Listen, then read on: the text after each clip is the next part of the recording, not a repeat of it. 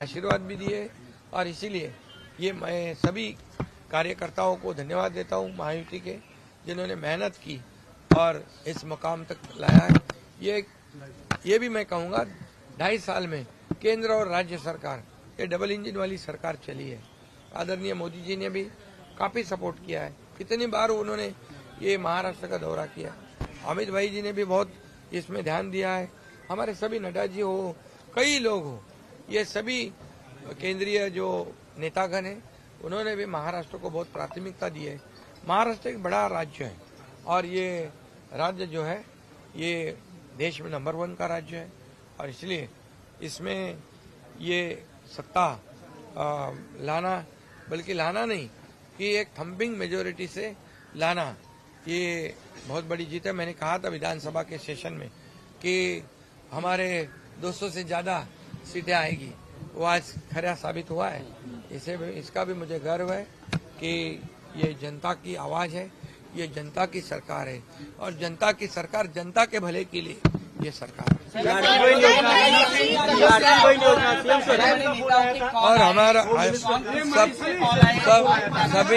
सभी वरिष्ठों के फोन आ गए, अभिनंदन के फोन आ गए और मैं इतना ये भी कहूंगा कि एक हमारी टीम बनकर हमने काम किया। मैं उप मुख्यमंत्री देवेंद्र जी, उप मुख्यमंत्री अजीत दादा और हमारी पूरी टीम जो है एक ये महायुति की टीम ने काम किया और इसीलिए हमने जैसे ये पूरे सभी लोगों ने तय कर लिया कि ये सरकार जो है ये गरीबों की सरकार है और सभी लोगों को न्याय देने वाली सरकार है और टीम वर्क की तरह हम लड़े और जीत गए। मुख्यमंत्री लाडकी बहीण योजना आणि शासन आपल्या दारी या योजनेचा खूप लोकप्रियतेचा फायदा झाला। लाडकी बहीण योजना आणि शासन आपल्या दारी ये जे 2 योजना ज्या आहेत त्या खूप लोकप्रिय ठरल्या आणि त्यामध्ये मग लाडके भाऊ, लाडके शेतकरी, लाडके ज्येष्ठ सगळे आले, सगळे एक इकोसिस्टम बनवली आणि त्यामुळे जनतेने लाडक्या मुख्यमंत्र्यांना पाठिंबा दिला। जनतेने लाडक्या मुख्यमंत्र्यांना पाठिंबा दिला। इस वक्त एक बड़ा चर्चा का विषय लाडक्या भावाला खूप सहकार्य केले, आशीर्वाद दिलेले आहेत आणि नक्की आमची जबाबदारी आता वाढलेली आहे।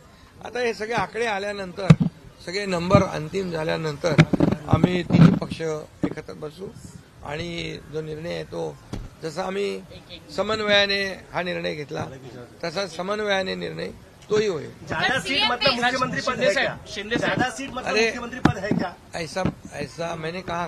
नहीं, मैं कह रहा हूँ, मैं यही कहूंगा कि अभी यहाँ पर पूरे आंकड़े आने दो, उसके बाद हम तीनों पार्टी बैठेगी, वरिष्ठों से चर्चा होगी, उसके बाद जो भी होगा समन्वय से होगा। राजकारणात निवडणुकीच्या प्रचारांमध्ये भाषा घसरली होती, बापापर्यंत भाषा गेली होती, नेत्यांचे एकमेकांचे बाप काढले होते। आज राजकारणात कळाले की एकनाथ शिंदेच खरे बाप आहेत। नाही, मी बाप नाही, मी कार्यकर्ता आहे, एक सर्वसामान्य कार्यकर्ता आहे आणि बाप काढला त्यांना आता बाप दाखवला लोकांनी, त्यामुळे आता जाऊ दे, त्याच्यामध्ये मला काही जायचं नाही। मी आपलं काम करतोय आणि काम करत राहणार।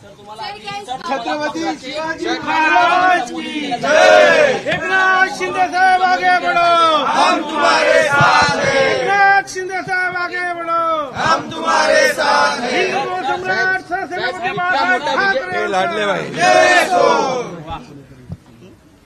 हे लाडली बहीण का लाडले भाई। बैठक वगैरे कधी बोलवली आपण? काय आमदारांची बैठक बोलवली आहे? हा, बोलवली आहे संध्याकाळी रात्री। संध्याकाळी हो, बोलवली आपले नेते मंडळी सगळे। पण इतकी लँडस्लाइड विक्री झाल्यानंतर आता आम्ही सांगितलं ना की आता सगळे आकडे आल्यावर तुम्हाला लवकरच कळवू आम्ही। साहेब, पण तुम्ही विरोधकांना काही सल्ला देऊ इच्छिता? कारण ते म्हणतात आता बॅलेटवरती निवडणुका घ्या। हा, संजय राऊतांचा एक ट्विट आहे की हा निकाल मान्य नाही नाही नाही। कर्नाटकचा निकाल त्यांना मान्य होता होता होता जिकडे जिंकले तिकडे ईव्हीएम चांगली, जिकडे जिंकले तिकडे इलेक्शन कमिशन चांगलं, जिकडे जिंकले तिकडे सुप्रीम कोर्ट, हायकोर्ट चांगलं, जिकडे हारले तिकडे मग त्याच्यावर आरोप करणं, त्या यंत्रणेवर आरोप करणं, हे काय त्यांचं नेहमीच आहे। त्याच्यामुळे मी त्याच्यावर काय जास्त भाष्य करणं योग्य नाही। धन्यवाद, थँक्यू।